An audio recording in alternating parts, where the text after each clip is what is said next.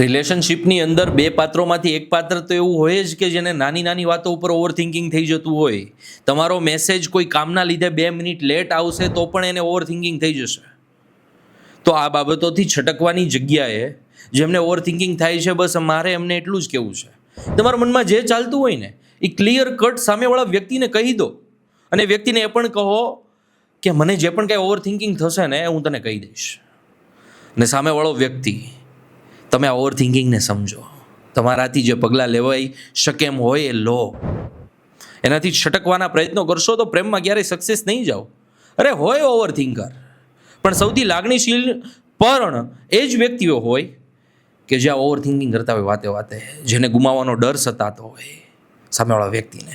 ઘણા બધા લોકો ખૂબ જ સિક્યોર હોય અને ઘણા બધા લોકો ઇનસિક્યોર હોય કે તમે એનાથી દૂર વહી જશો એ વાતથી નહીં, એ તમને ખોઈ બેસશે.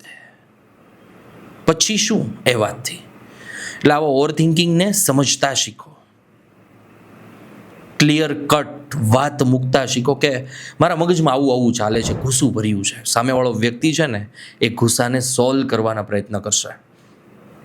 આ જ બોન્ડિંગ છે, આ જ પ્રેમ છે, આ જ રીતે જીવનભર આગળ વધવાનું છે. વાસ્તવિકતાથી સ્વીકારી લો, છટકવા કરતા.